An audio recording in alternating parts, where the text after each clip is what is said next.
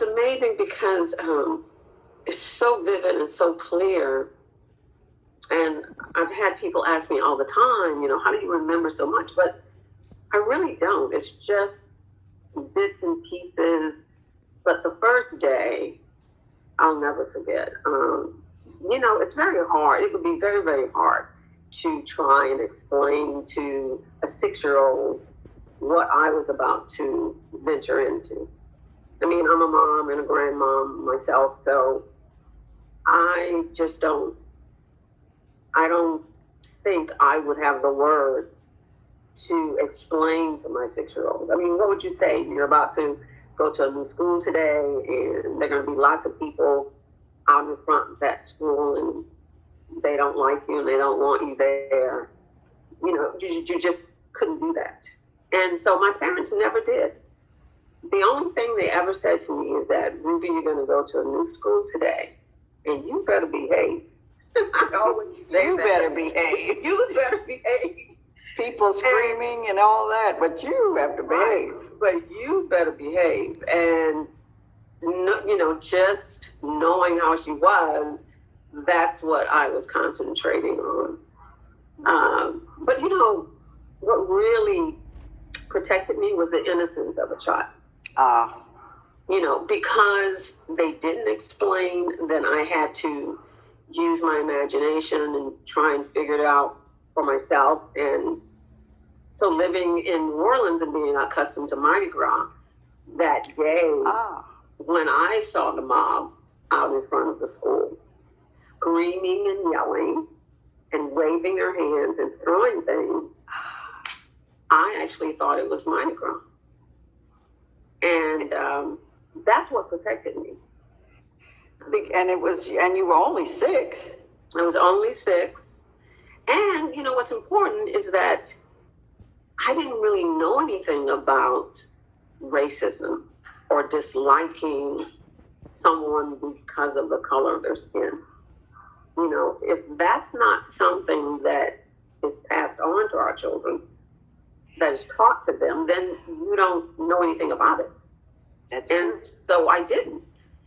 And that shielded you, it seems. Yes.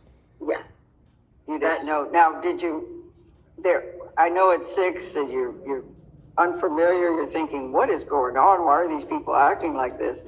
You had no idea, though, that you were making history.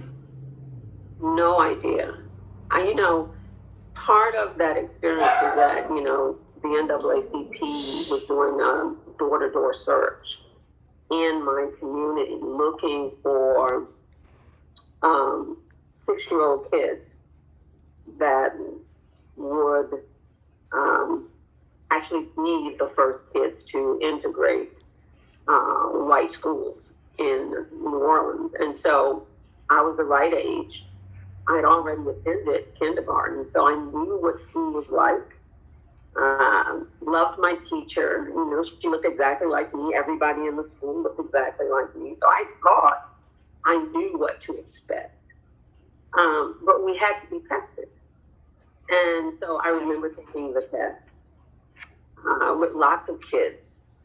And I remember a few weeks later, people coming over to my home and talking to my parents and saying, congratulations, she passed the test. Very few kids passed. As a matter of fact, it was only 6 kids that passed out of nearly 150 kids that volunteered. What we didn't know is that the test was set up to eliminate kids, to keep us out.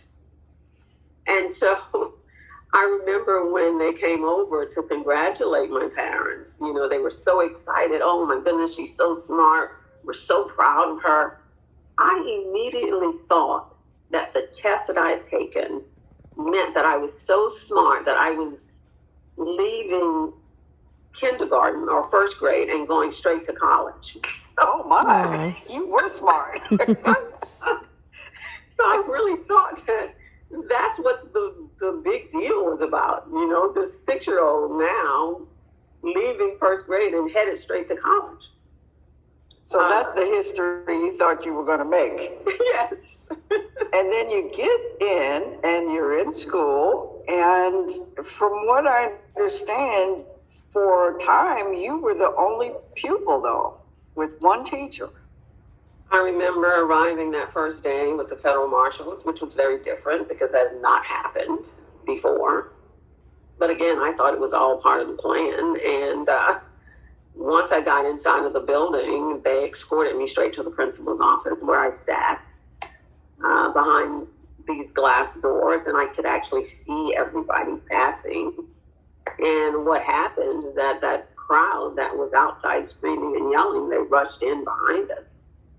And as I was sitting there, waiting to be assigned to my classroom, I saw them pass, and they were screaming and pointing and shouting. And it seemed really busy and lots of noise. I remember that. And when they would come back by the window, there were kids with them. What I didn't realize is that all of those people rushed in, went into every classroom, and pulled out every child. So the school emptied out right in front of me that first day. 500 kids left school. And it was because I was there, and I didn't know that. So when I arrived back on the second day, it was totally empty. Totally empty. Just Totally empty. To this day, I could hear my footsteps echoing in the hall and walking up the stairs, and someone said, "Your class is down the hall."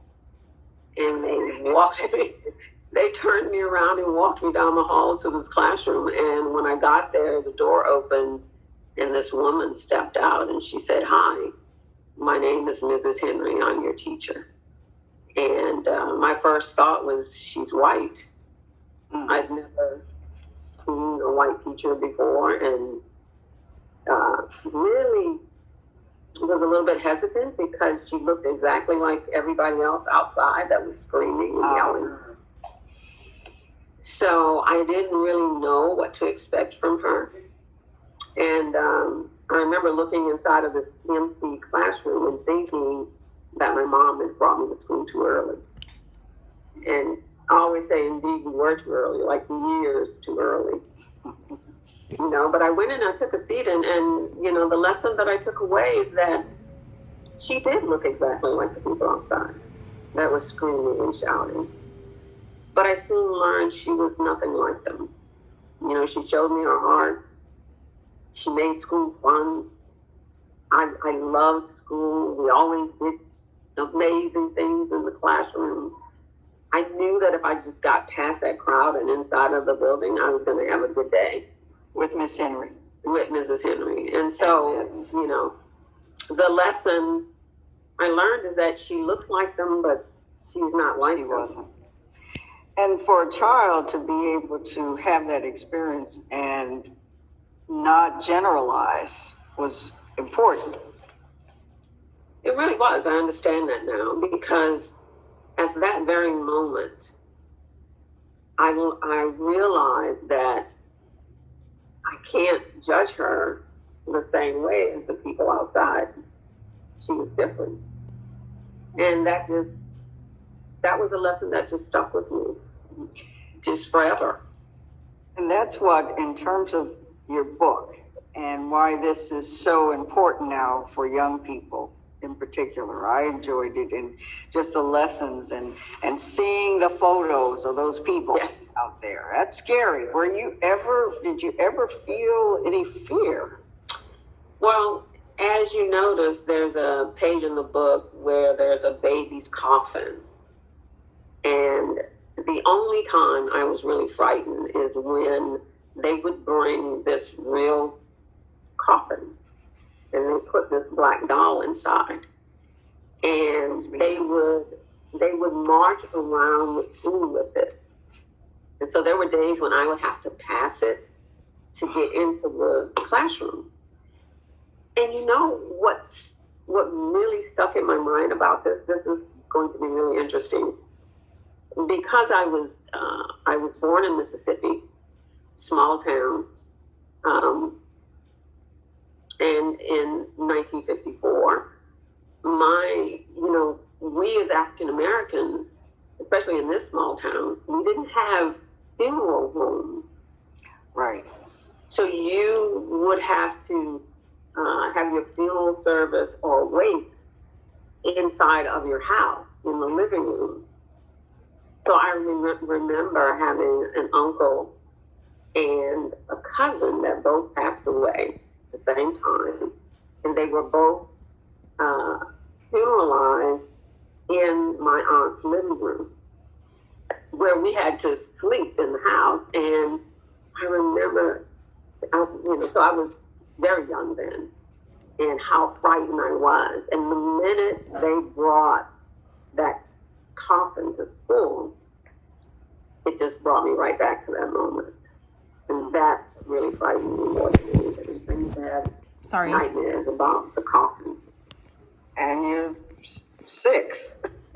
6. 7. And so the experiences, so you, after, and there's some lovely photos of you and Mrs. Henry in the book too. You get to see it, and some of it looks a lot of fun. And years later, wonderful photo of you two together. We took that photograph years later when we were commemorating the anniversary, and we commissioned an artist to do a statue of 6-year-old Ruby Bridges. And we brought it to New Orleans because it was part of a larger monument called Champions for Humanity.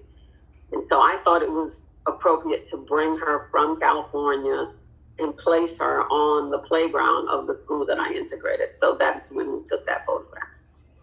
And eventually you were joined by other classmates, or you had other classmates. How did that feel after being in a pretty special situation with Mrs. Henry, just the two of you and that, and then it was really special between us because she made school fun and I felt safe. But being 6, what I missed the most was other kids. It was fun being with her, but I wanted to play with other kids, and I never saw them. I wasn't allowed to go into the playground. All I saw on the playground were these very tall white men walking around the playground, which were federal marshals. I was never allowed to have lunch in the cafeteria. I could smell the food. And I remembered what it was like that, the bell would ring over at my old school and that all of us would get together and have lunch together, but that wasn't happening in this school. And if I had to go to the restroom, federal marshals would escort me to the restroom. They would wait outside and bring me back to my seat. So for a while, I really felt like I was being punished for something that I didn't know what I'd done. And then I could hear voices of kids, but I never saw them. And what was happening was that there were some white parents who tried to cross that same picket line, the mob, and they were being attacked. But when they brought their kids to school, the principal, who was part of the opposition, she would take those kids and she would hide them so that they would never see me and I would never see them. But I could hear them when I would go into the coat closet. And what I didn't understand is that I was constantly complaining to Mrs. Henry that I hear kids. She wouldn't say anything, and later realized that she was going to the principal and saying, "You're breaking the law. The law has now changed, and kids are supposed to be together. And yet you're hiding these kids from Ruby, and if you don't allow them to come together, we're going to report you to the superintendent." And so there's a photograph in the book where we finally come together, and you see us sitting on the bench. Yes. The photos, and to realize that this is real. Yes. And it makes the book very powerful because you actually see you with your ribbon and sitting there with the other kids and Mrs. Henry and all of these things. And what you see in that picture is that once we were brought together, it didn't matter to the 6-year-old. That what was happening is that what was keeping us apart were the adults. Yes. That's not uncommon. And so the last photo of you now, and you end the book with almost a call to action for young people. Yes, because I've been talking to kids for like 25 years. It was amazing because someone brought this to my attention. They said, so how much of this, your work and what you do, is from the 6-year-old? And how much of it is from you? And it was almost like he had peeked into my soul, because I said, most of it is the 6-year-old. I think I'm driven by that 6-year-old who says if you explain it to them, they'll understand. And so that's what I've been trying to do, is that racism has no place in the hearts and minds of our children. None of our babies come into the world knowing anything about disliking each other. I mean, the reason why we are where we are and we're still dealing with this is because it's us, adults. We've passed it on from one generation to the next. And that's what I have tabbed here. Don't be afraid. This is your time in history. Keep your eyes on the prize, and at all times, stay united. Because that's how we're going to get past this. I don't expect that it will come from us as adults. I believe that it's going to come from our children, the next generation, if we allow them to come together. And if they are smart enough to see through racism and stay united, then we will win in the end. And I believe that's probably somewhat of the same dream that Dr. King had. I don't think any of us should ever expect that we will see the change. Maybe we won't. But that doesn't mean we shouldn't stop fighting for it. And that it's a journey. It is a journey. I mean, I know. I hate to interrupt you, but I was just saying, look at yourself. I mean, I was a little girl. Quite some accomplishments yourself. I kind of read up on you, and it's just amazing. So, probably when we were kids, your parents would have never thought we would be where we are, but, we have to Definitely continue. Yeah. And not the little girl with pigtails at 7 who went into a branch library and someone handed her a book where she saw herself for the first time, a little brown girl. And I thought that was just the most amazing thing.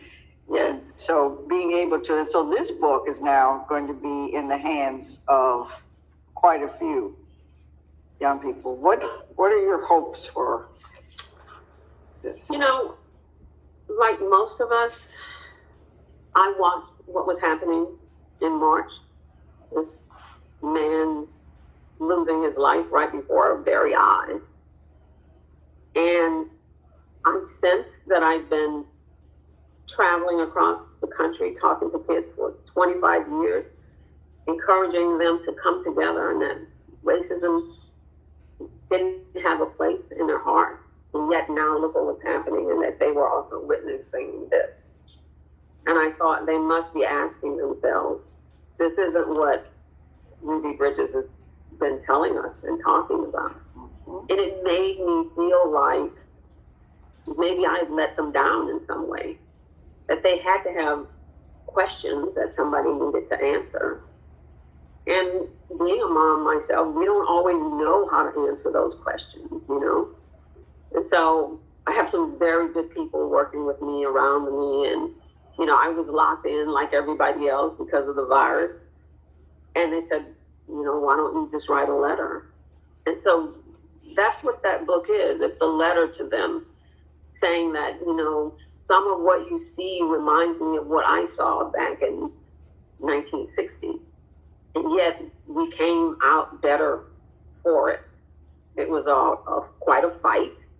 But in the end, it allowed us to come and attend school together, to play sports together, to enjoy the same music, to dine in the same restaurants. And so I wanted them to see, and that's what those photographs are about, that this looks familiar. And I know it may look scary, but in the end, I think we will be better for it. And you were able to, and on the cover is the reproduction of the iconic Norman Rockwell portrait of you. And you were actually in the White House with President Obama. Could you talk about that feeling? That was such a highlight for me, you know, and I'm sure you will relate to this. As much as we had hoped that that would happen, we probably felt like it was so far off. Yes. That it might not ever happen. And then all of a sudden it did. And yet I watched television and saw it. And then when we wanted to commemorate the anniversary, we wrote letters and asked if he would hang it, and he agreed, and then he called and invited me. And I had already been to the White House, had gotten a medal from President Clinton, so I thought, this is fine, I'm going to be, you know, no problem. Right. And I get there, and they explain that he's going to come through the door and what the protocol was. And so I'm standing there, I'm cool, everything's fine. And he opens the door and he walks toward me. And that exact moment, it was like, I can't believe this. He's real, you know? And he walked toward me, and I extended my hand and I said, Mr. President, it's a pleasure to meet you. And he looked at me and he put his hands on his hip and he said, are you kidding me? I'm getting a hug. And he threw his arms around me, and in my ear, he whispered and said, I can't begin to tell you what an honor it is to invite you into this White House. Mm-hmm. And as he held me at that moment, I looked around the room because it was a closed meeting. It was only about a dozen or so of his people, and then my family. And everyone was in tears. And I realized at that moment that this wasn't really just about he and I meeting. It was the time between us. That's right. And all the sacrifices and everything. And everybody in that room felt that at that moment. It was amazing. And your step into history actually helped move things along, and you were partly responsible for him being able to step to you. Now, I have something I have to tell you. You have become, and that's stepping in with the recent election and the T-shirt. I have it. You have the shirt. Oh, yeah. Oh, yeah. And it really symbolizes, though, the significance of what you did. Even though you might not have known, you were doing what your parents said, you were acting, you know, the way you were supposed to, but that you were part of what we're seeing today. When I saw that image, and also you have to understand that it was happening around the same time that my mom was really ill and, you know, passing on. And it was just amazing, because I felt like when I saw it that it wasn't just about her and I. It was about all those sacrifices and all those other people and their shadows and their shoulders that all of us are standing on and connected to. And, you know, just now when you raised it up, you know, I immediately thought about my mom. Yeah. Sort of crazy, but shadows and shoulders. I'm gonna use that one because it really, I think, says it in so many ways. And the fact that you were blessed, really, with parents and your mom, especially, that showed you what a strong person could be and a woman. You are right about that. Now you're going to make me tear up. Oh, no. I understand, because this book, it's so important to give young people hope and to let them put things in context, because it is confusing, I would imagine, to a 6-year-old. Absolutely. It's definitely confusing. They don't understand. And, it brings me back to my grandson when talking about President Obama, and he was going through a book, I think encyclopedia or something, and he said, "Mommy," and I said, "Yes," and he said, "Do you have to be white to be president?" How do you even answer that? And I quickly, looked. I said, "No, who told you that?" And he said, "Well, look at the book." And, all the presidents were there, and I acted as if I hadn't seen it. And I flipped through the pages and I looked and I said, "Yeah, I see that." And I said, "But no, you don't have to be white." And he said, "No." And I said, "No, they're waiting for you." And so he grabbed onto that, and he would go to school, and every teacher, he would say, "What are you going to be when you grow up?" And he said, "I'm going to be the president of the United States."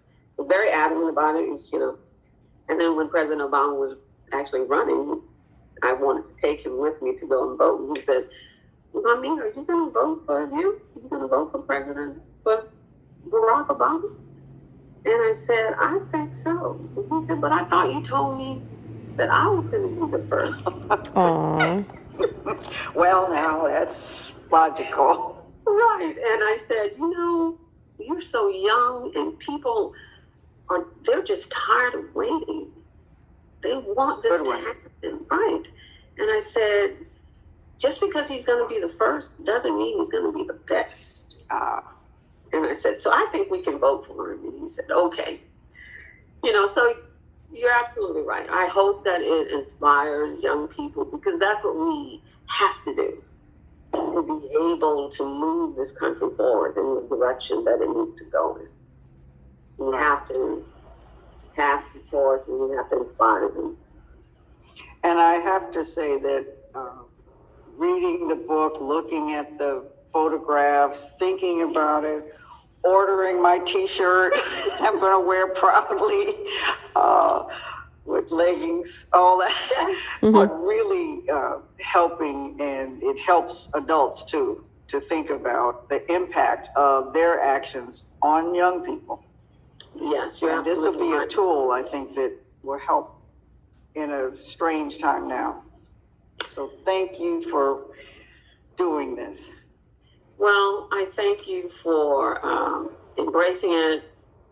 I have to say it wasn't something that I expected, but I guess the title says it all. It is their time. This is your time. Yes. Well, thank you, Ruby Bridges. It's a pleasure. I'm so looking forward to us sitting down and, In person. face. Yes, yes. I'd love We will. And we want to invite you to the Library of Congress to see the Rosa Parks papers, and when she talks about being in her own hand a young child and getting so angry at a young white boy that said something to her. And that's when her grandmother said, you need to channel that anger. But we have that. So I want to show you all those treasures, because you're right there in history. Amazing. You're a part of it. Thank you so much. It's been such a pleasure. Yes. And I am so proud of where you are and where we are right now. Yes. It is our time. Yes. Thank you.